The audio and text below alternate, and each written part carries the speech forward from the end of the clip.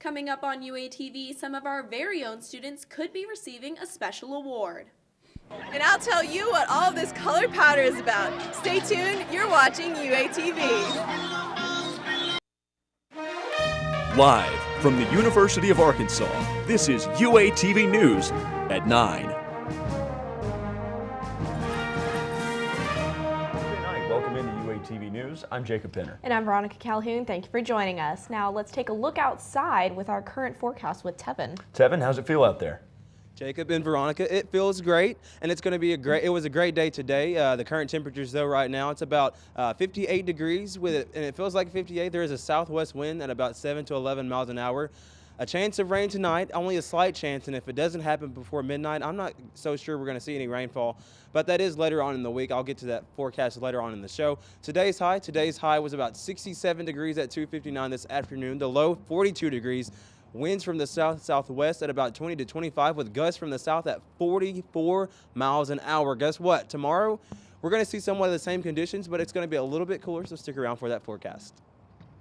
A house in Springdale caught on fire this afternoon. That house located near the corner of Sherman Street and Davis Avenue. Nobody was hurt, but firefighters did have to give oxygen to dogs inside the house.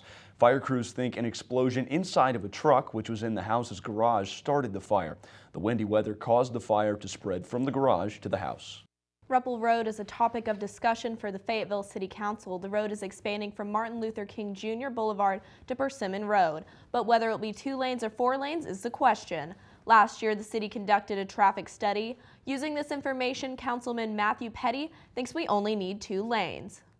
And in that study, we concluded that even if we build 4 lanes today, it's only going to save the average commuter on the west side less than 1 minute. I think it's better for us to take that money and put it into the place where people already are. If the proposal doesn't pass, it'll cost Fayetteville an extra $1.7 million in road construction. Traffic delays could be expected from construction already going on in the area.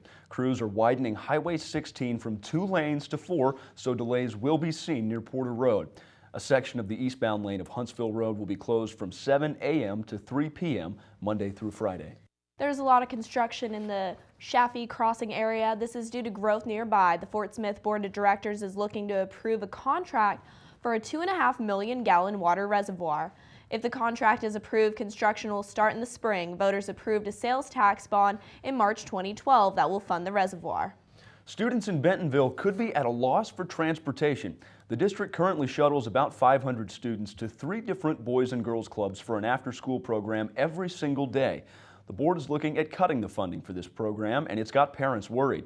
The service costs the school district about $1.25 per student. Bentonville schools might try to work out a deal with the Boys and Girls Club where the district is reimbursed for the cost of transporting those students. Spring officially begins on Thursday, but some people are already celebrating its arrival. 100 came to Fayetteville to celebrate Holy Day. Tara Bradham was there with the story. Tara? Thanks, guys. I'm over here at Wilson Park where hundreds of people and U of A students have gathered here behind me to participate in the annual Holi celebration. This celebration has been going on in India for centuries, and it represents spring renewal, the coming together of all different kinds of people in India, friendship and love. Now, the first day of the celebration, they create a huge bonfire, which symbolizes the burning away of all evils, and then they burn their old clothes. And then the second day, they come together and everything is fair game. Everyone on the streets throws colors at each other. The Friends of India and the Hindu Student Association here on campus put this event together every year, and they say that this event is about more than just throwing colored powder. India is split into different states, a bunch of different languages, religions, dialects, and so after Holi, everyone looks the same, everyone has color all over their face, so it represents that everyone's equal and everyone's unified. Just people coming together, doesn't matter who you are, you grab a packet of color and just throw it at anyone. You know, it can be your friend, it can be a stranger, doesn't matter who you are, rich or poor, if you're Indian or not, it doesn't matter, everyone just comes together. I talked to people from all over the state of Arkansas and even people from outside of the state who have traveled here to participate in the Holi celebration today. They are so glad to be able to bring this global tradition close home to here in Fayetteville. Reporting for UATV, I'm Tara Bradham. Thanks, Tara. The Holy Celebration has been going on in Fayetteville for 20 years.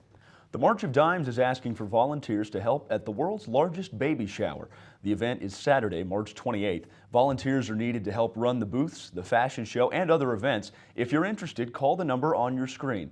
The March of Dimes mission is to help moms have full-term pregnancies and for all babies to start healthier lives.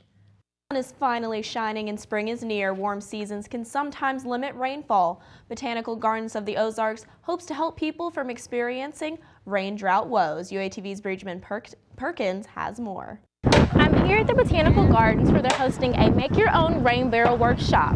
Visitors are instructed by members from the University of Arkansas Division of Agriculture. We're having rain barrel workshops, which is a fun thing to do, but also very practical because you get to take one home with you. Rain barrels, of course, can collect water from our homes and our gutters and be used for things in your garden instead of just running off down your driveway.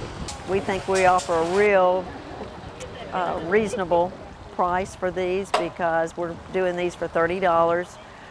Most of the time if you go see one somewhere at a garden show, they'll be at least $75. Making your own rain barrel is fairly easy. Water that's stored inside of them can be used for things such as washing your car, watering your plants, or even washing your dog. Botanical Garden of the Ozarks holds several classes that are free and open to the public.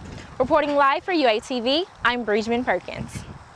Thanks, Bridgman. To learn more about the Botanical Garden of the Ozarks, visit their website. 3 alumni of the College of Education and Health Professions will be honored during an upcoming commencement. The awards honor alumni for exceptional professional and personal achievements. The dean of that college and the Alumni Awards Committee chose the recipients for these awards.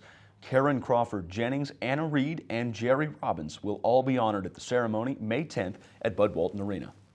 2 current university students could also be receiving awards soon. Juniors Katie Dunn and Cecilia Shannon have been chosen as finalists for the Harry S. Truman Scholarship. The winners are chosen based on their commitment to the public service. The recipients get $30,000 to attend graduate schools. Universities can only submit 4 applications a year. This is the 3rd year in a row for U of A to have multiple finalists in this program. The university is working on and starting new projects to meet the needs of an ever-growing student population, and athletics is doing the same. The latest project is the new Student Athlete Success Center. Emily Tubert is live with more. Thanks, Jacob. The athletic department has broken ground for the new Student Athlete Success Center. It's going to be the largest student athlete services building in the SEC. Construction crews are tearing up the parking lot where the building is going to be located, and students are taking notice. It's a pain in my butt. It's frustrating. It's really annoying. It's killing my parking. Construction is underway for the new Student Athlete Success Center. This 55,000 square foot building will provide the athletes with services like tutors, academic advisors, a sports psychologist, and various programs like Leadership Academy and financial literacy. This is going to be a one-stop shop for our student athletes, and we need to do that to compete in this conference and nationally. The center is going up in the popular student lot behind the outdoor track, across from the Hyper. Parking on campus is already an issue, and this construction isn't helping. We're going to lose 100-something spaces after the project's done, but that whole area will be one big parking lot. The athletic department chose the Hyper lot because of its central location to other sports facilities, making it convenient for student athletes to access. This is the 3rd project the athletic department has going on right now. They're also building a brand new practice facility for men's and women's basketball, and they've got another facility going up in between the indoor track and Baum Stadium. Reporting live for UATV, I'm Emily Tubert. That new Student Athlete Success building set to be finished by summer of 2015. Well, Jacob, I want to know what the weather is going to be like tomorrow. Me too, Veronica. Let's head back out to Tevin Wooten live on deck, hopefully with an answer for us. Tevin?